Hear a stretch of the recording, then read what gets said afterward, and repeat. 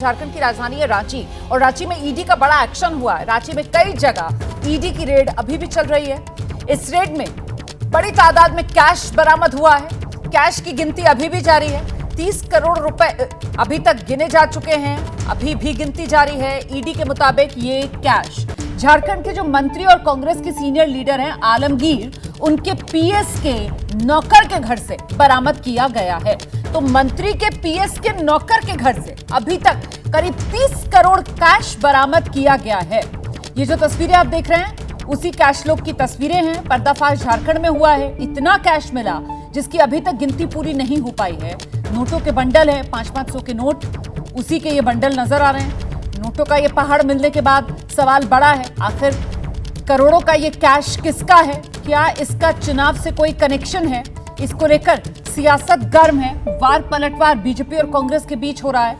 इस सब से झारखंड के मंत्री आलमगीर का क्या कोई सीधा कनेक्शन है? यही वो सवाल जो इस वक्त सियासी तौर पर बड़ा बनता जा रहा है। ईडी अपनी जांच कर रही है। इस सब के बीच ये कैश कांड और इसकी ये तस्वीरें सियासी माहौल गरमा रही है। झारखंड में कैबिनेट मंत्री आलमगीर के पीएस संजीव लाल, उन्हीं के नौकर के यहां से सिर्फ कैश ही बरामद नहीं हुआ है, बल्कि अधिकारियों की ट्रांसफर पोस्टिंग से जुड़े कई कागजात भी बरामद हुए हैं। रेड के दौरान ईडी को दस्तावेज भी मिले हैं। ट्रांसफर पोस्टिंग से जुड़े कई कागजात ईडी को मिले हैं और साथ ही ये नकद करोड़ों का कैश जो ईडी ने बरामद किया है। सीधे आपको लेकर चलेंगे, हमारे साथ हमारे सहयोगी वरुण जैन इस वक्त मौजूद है। जरा जानते हैं वरुण से, ईडी की जांच जैसे जैसे आगे बढ़ रही है, किस तरीके से ये कैश कांड और इसके अलग अलग पहलू सामने निकल कर आ रहे हैं वरुण? देखिए, बिल्कुल ईडी ने जब जांच आगे बढ़ाई थी, टेंडर कमीशन घोटाले को लेकर अपनी मनी लॉन्ड्रिंग की जो एफआईआर दर्ज की थी उसमें आगे बढ़ाई थी। इससे पहले चीफ इंजीनियर की गिरफ्तारी हुई थी वीरेंद्र राम की, उनसे 2023 में उनसे पूछताछ की थी। उसके बाद होमवर्क किया और उसके बाद तब ये आज छापेमारी की गई। 30 करोड़ रुपए के आसपास तक ये कैश हो सकता है। हालांकि नोटों की गिनती जारी है, लेकिन रुमाना साथ ही देखिए वहां पर और भी किस तरीके के संदिग्ध डॉक्यूमेंट्स मिले हैं। ईडी के सूत्रों ने इस बात की जानकारी दी है। कई कागजात बरामद हुए हैं जिसमें अधिकारियों की डिटेल्स है कि कौन सा अधिकारी कहां पर है और उसकी जो ट्रांसफर है वो कहां पर करानी है। यानी कि सिर्फ ये टेंडर कमीशन घोटाले तक मामला नहीं जुड़ा हो सकता, इसके तार आगे ट्रांसफर पोस्टिंग और उससे मिलने वाली जो काली कमाई है वहां तक भी जा सकता है। तो अभी जांच आगे बढ़ रही है। फिलहाल ये पैसा किसका है? क्या टेंडर कमीशन घोटाले का ही पैसा है? किसने यहाँ पर पैसा रखा? क्या चुनाव से कहीं इसका किसी तरह का कोई कनेक्शन है या नहीं? और जिस तरीके से मंत्री के निजी सचिव के नौकर के घर से मिले, तो इसके तार क्या मंत्री जी तक जुड़ते हैं या नहीं, ये आने वाले समय में देखना होगा। लेकिन खेल सिर्फ टेंडर कमीशन देखिए, अभी तक ईडी की जांच में हालांकि मंत्री जी से फिलहाल कोई सीधा कनेक्शन इसका नजर नहीं आ रहा है अभी तक, लेकिन सियासत जो है वो इसी को लेकर गर्म जरूर होती हुई नजर आ रही है, क्योंकि बीजेपी सीधे कटघरे में कांग्रेस को खड़ा कर रही है। बड़ी खबर आ रही है गुजरात अहमदाबाद से। बड़ी खबर इस वक्त ये मिल रही है कि अहमदाबाद के स्कूल्स को धमकी भरा ईमेल मिला है। अहमदाबाद के स्कूलों में धमकी भरा ईमेल, आपको याद होगा पिछले दिनों इसी तरीके से धमकी भरा ईमेल दिल्ली एनसीआर के स्कूल्स में भी पहुंचा था और बिल्कुल इसी तर्ज पर अब की बार अहमदाबाद के स्कूल्स को निशाना बनाया गया है। अहमदाबाद के स्कूल्स में यह धमकी भरा ईमेल पहुंच रहा है। इसके बाद अहमदाबाद के स्कूल्स में जाहिर सी बात है अफरा तफरी की सी स्थिति बनती हुई। हालांकि सिचुएशन पूरी तरीके से नियंत्रण में है। ये धमकी भरा ईमेल मिलने के बाद पुलिस अलर्ट पर है, स्कूल्स में पहुंच रही है पुलिस, जहां जहां से शिकायत मिल रही है और वहां पर जांच आगे बढ़ाई जा रही है। सबसे जरूरी बात, जो छात्र हैं इन स्कूल्स में उनकी सुरक्षा, और ऐसे में छात्रों की सुरक्षा पुख्ता करते हुए पुलिस इस मौके पर अपनी जांच आगे बढ़ाते हुए, ईमेल मिलने के बाद पुलिस अलर्ट पर है। दिल्ली एनसीआर की तरह ही 6 से 7 स्कूल्स हैं जिन्हें ये धमकी भरा ईमेल मिला है। प्राइमरी ईमेल धमकी है और पुलिस सभी जगह सदर के कामगिरी चालू है। कुछ नहीं है, किसी को कोई मैसेज नहीं देना है। बिल्कुल खैरियत है, बिल्कुल सही सलामत है। कुछ कोई पैनिक होने की जरूरत नहीं है, कोई नहीं। हमारी पुलिस, हमारी संस्था, हमारी एजेंसी सब काम कर रही है। कोई पैनिक फैलाने की जरूरत नहीं है। स्कूलों में चेकिंग खत्म हुआ है? हाँ, हो गया 3 स्कूलों में। कॉन्टामेंट और ONGC एंड अमृता। कई मड़ी नहीं, कई 6 नहीं। Please please, okay. પ્લીઝ આપ જોઈ રહ્યા છો ખાસ કરીને અહીંયા આગળ જે અધિકારી દ્વારા આવ્યું तो ये अधिकारी को आप सुन रहे थे जिनकी तरफ से जानकारी दी जा रही है कि देखिए ईमेल जो है धमकी भरा वो जरूर मिला है, लेकिन कुछ भी संदिग्ध कहीं किसी स्कूल में अभी तक नहीं मिला है, सब कुछ सुरक्षित है। चेकिंग खत्म हो गई है 3 स्कूल्स में, ये जानकारी भी दी गई है अधिकारी की तरफ से। उन्होंने ये भी बताया कि पैनिक करने की कतई कोई जरूरत नहीं है, सिचुएशन पूरी तरीके से कंट्रोल में है। 6 से 7 स्कूल्स बताए जा रहे हैं अहमदाबाद के जहां पर ये धमकी भरा ईमेल पहुंचा था, जिसके बाद पुलिस एक्शन में आई। पुलिस अलर्ट पर चेकिंग की जा रही है, स्कूल्स में कुछ भी संदिग्ध सामान नहीं मिल रहा है। चुनावी मौसम में झारखंड में करोड़ों के कैश का मामला सियासी तौर पर तूल पकड़ रहा है। बीजेपी ने इसे बड़ा मुद्दा बना लिया है। ये सब लुटेरे हैं। ये लालू प्रसाद जी का परिवार हो, शिबू सोरेन जी का परिवार हो, देश को लूटने वाले हैं। और लूटने वाले को जब सरकार कार्रवाई करती है तो दर्द तो होगा ही ना। कि झारखंड मुक्ति मोर्चा, कांग्रेस और आरजेडी के सत्ताधारी दलों के द्वारा जिस प्रकार से झारखंड को लूटखंड बनाने का काम किया जा रहा है, फिर से आज काले धन का बरामद होना, 25 करोड़ से ऊपर राशि नगद प्राप्त होना, जिसका संबंध अवैध कमाई से है और वो कमाई सत्ताधारी दल के मंत्रियों की है। ये हम सब लोगों को मर्माहत करने वाली है। झारखंड की जनता आज अपमानित महसूस कर रही है। तो ये सियासी बोल आप सुन रहे हैं। बीजेपी आक्रामक अंदाज में सामने आकर कांग्रेस की घेराबंदी कर रही है और ऐसे में वो सवाल जिस पर अब हम चर्चा करने जा रहे हैं, इलेक्शन के दौरान ये कैश कांड किसके गले की फांस? प्रदीप जी, जाहिर सी बात है बीजेपी के निशाने पर कांग्रेस है, राज्य में कांग्रेस की सरकार है और ईडी का ये एक्शन, जिसे आप ये कहकर भी दरकिनार नहीं कर सकते कि साहब ये बदले की राजनीति है, क्योंकि वो नोटों के बंडल तो सबके सामने है ना। आप देखिए, देश में जहां भी माइनिंग का काम होता है, आप झारखंड देखिए, छत्तीसगढ़ देखिए, उड़ीसा के कुछ इलाके, कर्नाटक के इलाके, आपको इस तरह की चीज़ें ज़्यादा मिलेंगी, क्योंकि वहाँ जो है माइनिंग जितनी होती है उसको कम दिखाने के लिए जो स्मगलिंग होती है उससे कैश जनरेट होता है। और वो कैश जनरेट जाहिर है कि जो लोग प्रभावशाली हैं, सत्ता में हैं, उनके जरिए होगा। जिसकी भी सत्ता होगी, जिस पार्टी की सरकार होगी, उसके लोग इन्वॉल्व होंगे। और ये तो मतलब नौकर का चाकर का पेशकार जिसको कहते हैं, जो वो स्थिति है। तो अब जो है आलमगीर आलम तो उससे नहीं बच सकते, लेकिन सवाल ये है कि और किसका किसका पैसा हो सकता है। ठीक है। ऐसे मामलों में कोई एक व्यक्ति नहीं होता है, एक गुट होता है, गैंग कह लीजिए उसको आप, ये सिंडिकेट कह लीजिए। हाँ, तो उसमें शामिल बहुत से लोग होते हैं, और लोग कौन हैं ये तो जांच में पता चलेगा जब उससे पूछताछ होगी किसका पैसा है। उस नौकर का पैसा तो नहीं होगा, ये तो पक्की बात है जी। किसी ने रखवाया होगा, किसने रखवाया है, और जिसने रखवाया उसके पास पैसा कहाँ से आया। ठीक है, ये सवाल जो है। विजय जी, जो बात प्रदीप जी कह रहे हैं वो बिल्कुल ठीक है, लेकिन मैं इससे आगे चलना चाहता हूँ कि किस किस का पैसा होगा, कहाँ कहाँ होगा, वो तो अलग मुद्दा है। सवाल ये, जिनका पैसा यहाँ पर है उनका पैसा कहाँ कहाँ और है, ये भी एक बड़ा मुद्दा है। जरूरी नहीं है कि जो एक जगह पर मिल गए हैं 30 करोड़ रुपए वही होंगे, हो सकता है और भी बहुत सारे नौकर चाकर रिश्तेदार मित्र होंगे जहाँ पर ये पैसा रखा। ये असली दरअसल बात है पॉलिटिकल करप्शन की जी, कि जो लोग पावर में हैं, जो पॉलिटिकल पावर में हैं, जो सरकार में हैं, वो किस तरह का पॉलिटिकल करप्शन कर रहे हैं। जैसे इसमें और उन्होंने भी जिक्र किया कि वहाँ पर ट्रांसफ़र पोस्टिंग का भी पैसा वहाँ पर आ रहा है। तो हर तरह का, माइनिंग तो सबसे बड़ा एक ऐसा सोर्स है जहाँ पर पैसा बड़ा तादाद में आता है, लेकिन ट्रांसफ़र पोस्टिंग का मतलब ही सीधा सीधा सा है कि आप सरकार में हैं, वो कर रहे हैं। और वो कि आज आलमगीर की बात हो, कांग्रेस की बात हो, कल किसी और की बात हो, लेकिन ये एक पॉलिटिकल करप्शन सिस्टम में है, सिंडिकेट में है, जिसमें बहुत सारे लोग लगे हैं जो सरकारों के साथ इसी मिली भगत के साथ काम करते हैं। तो उस पर लड़ाई लड़ने की जरूरत है। लेकिन सवाल ये चुनावी माहौल में जिस तरीके से ये नोटों के बंडल बरामद हुए हैं, तो ये तो सीधे सीधे अब कांग्रेस के गले की फांस बन रहा है।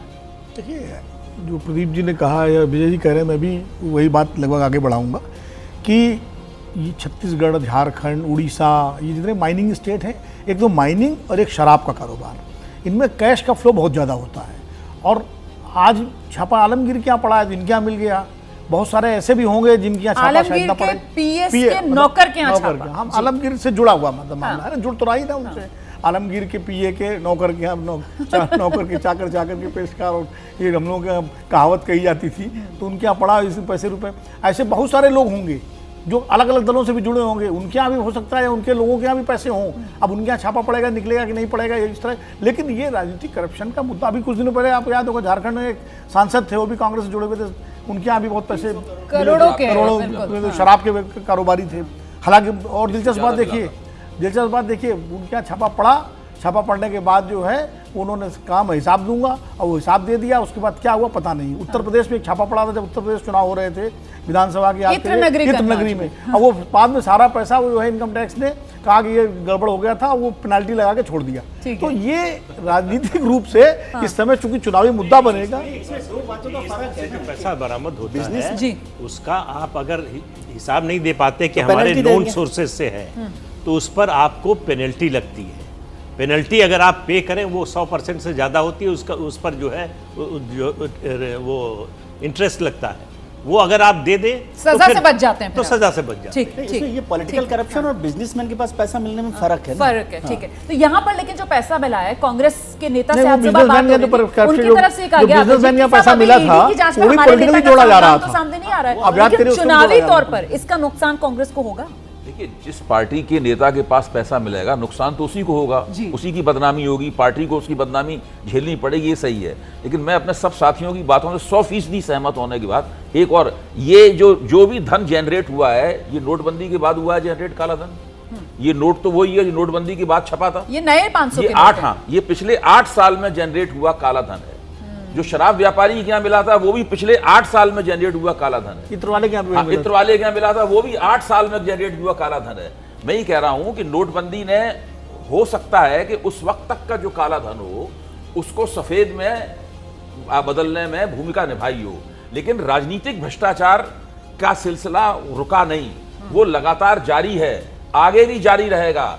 जब तक इससे संबंधित कोई एडमिनिस्ट्रेटिव रिफॉर्म, कोई इलेक्टोरल रिफॉर्म, पार्टीगत सुधार कोई नहीं होंगे, तब तक इसी तरीके से राजनीतिक भ्रष्टाचार हम लोगों के सामने आता रहेगा। और उसमें सारी पार्टियां भागीदार हैं इसके अंदर। किसी के ऊपर छापा पड़ गया है, किसी के ऊपर छापा पड़ने का इंतजार कर रहा है। तो काला धन पे वार वाला जो नारा है वो खोखला साबित होता है इस तरीके की तस्वीरें जब सामने आती हैं। और ये सिस्टमैटिक भ्रष्टाचार जो है इसके अंत के लिए वाकई में कोई गंभीर कदम उठाए जाने चाहिए, ये भी कहीं ना कहीं बड़ा सवाल सामने खड़ा है। झारखंड जहां से करोड़ों का कैश बरामद हुआ है और जिन मंत्री के पीए के नौकर के यहां से बरामद हुआ है, उन्हीं मंत्री आलमगीर का बयान सामने आ गया है। ईडी की जांच तक टिप्पणी करना उचित नहीं है, ये कहना है आलमगीर आलम का। अनुभवी पीएस हैं, वो दो मंत्रियों के पीएस रह चुके हैं। तो देखिए, कहीं ना कहीं अपने इस बयान के जरिए सीधे तौर पर कुछ ना कहते हुए कहीं ना कहीं पीएस पहले भी दो मंत्रियों के पीएस रह चुके हैं, ये कहकर अपना पल्ला झाड़ने की कोशिश यहां पर मंत्री जी के इस बयान से समझी जा सकती है। सुनिए।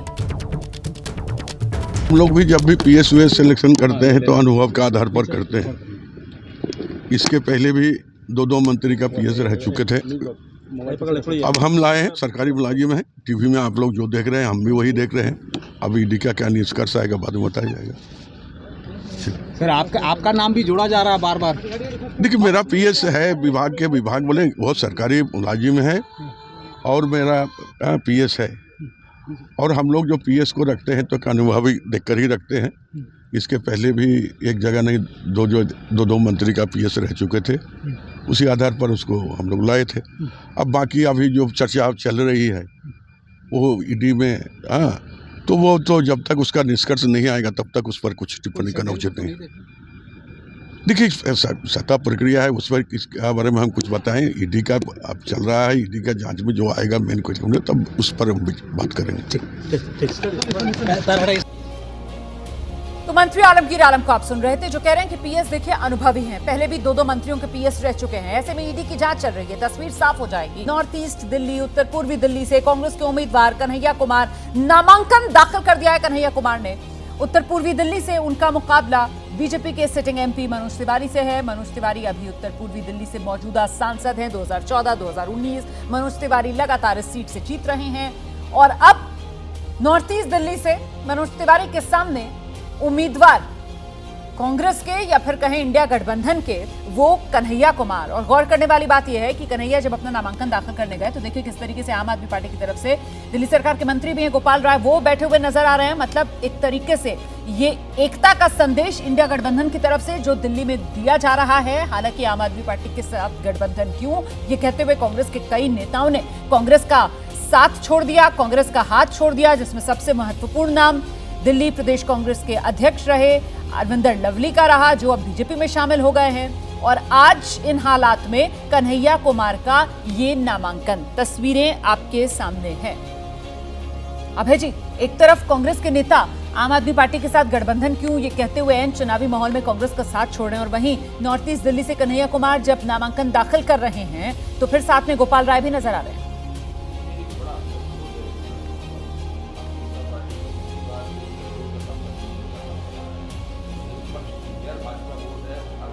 को अलग अलग ज्यादा पहले के मुकाबले ज्यादा मिल सकता है। हालांकि भाजपा अभी दिल्ली में काफी शक्तिशाली है, लेकिन ये कांग्रेस जो है अपना घर ठीक से संभाल नहीं पाती जी।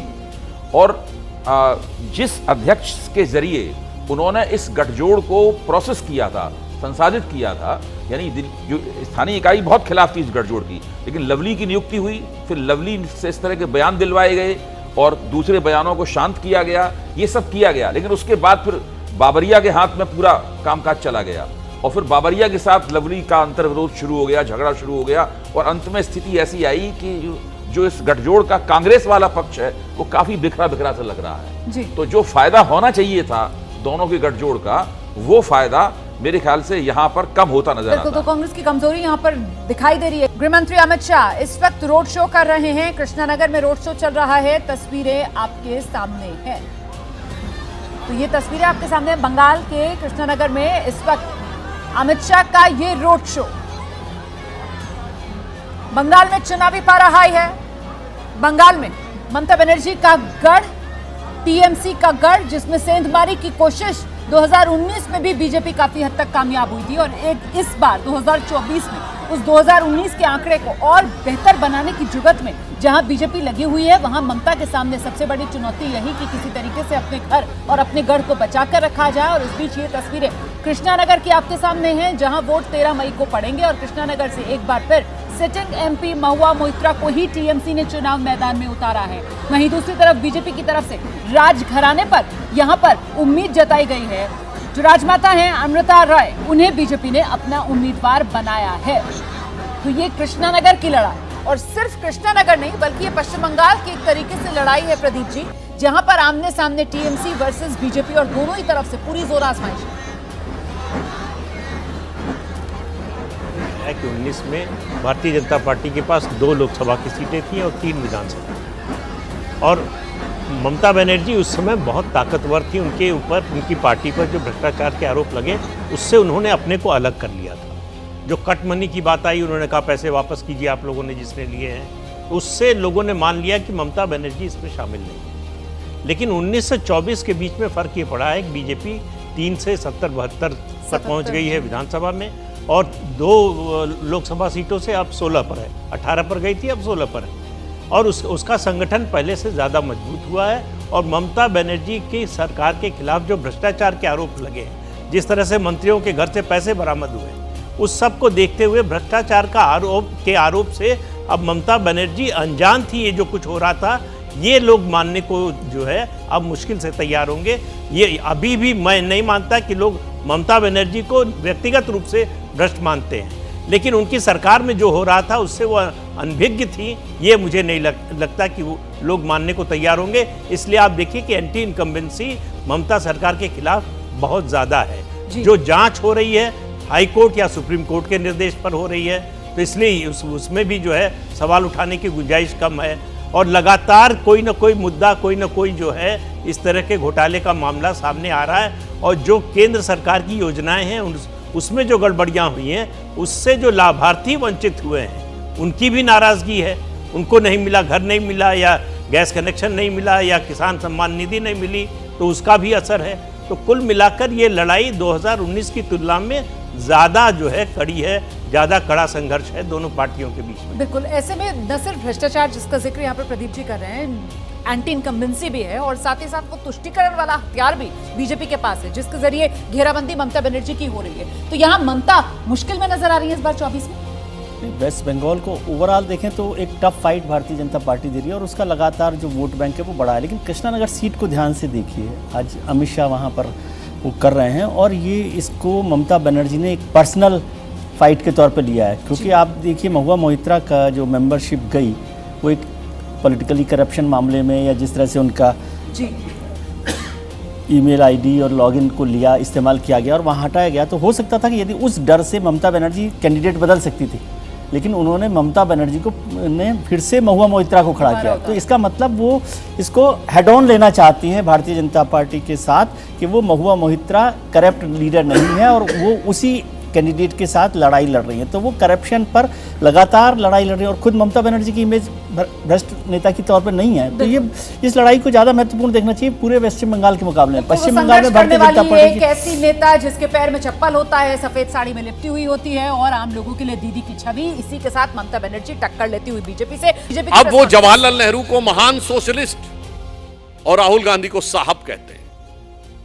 देन थर्ड सीक्वेंस, महाराष्ट्र में नेता प्रतिपक्ष विजय वडेट्टीवार 26/11 के हमले में, जिसमें कांग्रेस की सरकार ने भी पाकिस्तान को दोषी माना और यह बात अंतरराष्ट्रीय एजेंसियों FBI के इन्वेस्टिगेशन से लेके सब जगहों पर पाकिस्तान ही दोषी है। हाफिज सईद उसका करता धरता और उसके लिए इवन कांग्रेस की सरकार ने पाकिस्तान से भी उसको मांगने के लिए रिक्वेस्ट, गुजारिश, दरख्वास्त दी थी और वो उस पर कवर फायर देने की कोशिश कर रहे हैं। मुझे नहीं लगता है कि पाकिस्तान को ऐसा मॉरल कवर फायर कभी भारत के किसी नेता ने दिया होगा। Then comes the fourth event in the sequence. Punjab के पूर्व मुख्यमंत्री चरणजीत सिंह चन्नी पूंछ में हुए हमले पे जिस प्रकार का शर्मनाक बयान देते हैं, वो एक बार फिर पाकिस्तान की करतूतों पर पर्दा डालने का काम है। अब आप देखिए ये सीक्वेंस लगातार आगे बढ़ता है।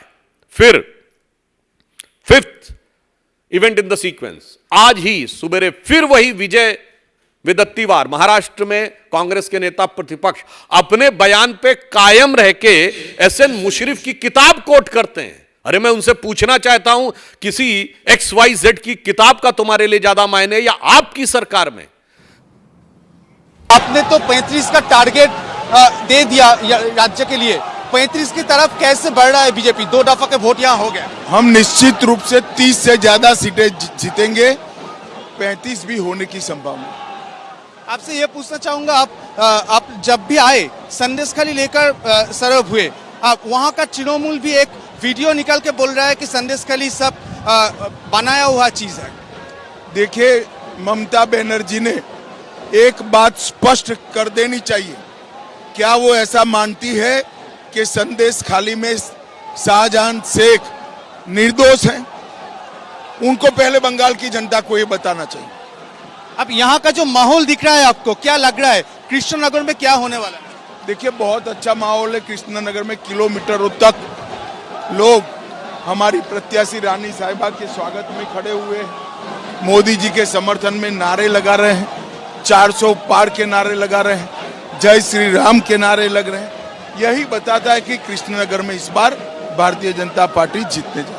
आखिरी सवाल मैं पूछना चाहूंगा आपसे कि आप जब भी आए करप्शन लेकर बहुत बार आपने बोला है, मोदी जी ने भी बोला है, आज भी सुप्रीम कोर्ट में नियोग लेकर केस है, वो केस अभी चल रहा है, सुप्रीम कोर्ट में उठने वाला है कुछ देर बाद। उस बारे में कुछ बताना चाहेंगे? करप्शन कितना बड़ा इश्यू है राज्य के लिए? बहुत बड़ा है। आज ही झारखंड में 30 करोड़ रुपए एक मंत्री के यहाँ से पकड़ा गया, यहाँ से 51 करोड़ पकड़ा गया था। इतना सारा पैसा कहाँ से आता है? किसका है? ये बंगाल की गरीब जनता का पैसा है। इस तरह से कोई प्रशासन को अधिकार नहीं है। ममता बनर्जी को बंगाल से जाना ही जाना है, कोई नहीं बचा सकता। কথা বলছিলাম কেন্দ্রীয় गृहमंत्री अमित शाह को आप सुन रहे थे कृष्णनगर में चुनावी रैली करते हुए। वहीं पर एबीपी न्यूज संवाददाता से खास बातचीत वो कर रहे थे और इस मौके पर उनकी तरफ से कहा जा रहा है कि ममता बनर्जी इस बार पश्चिम बंगाल से जाने वाली हैं। बीजेपी कम से कम 30 लोकसभा सीटें पश्चिम बंगाल में जीतने वाली है, ये दावा अमित शाह का आपने सुना।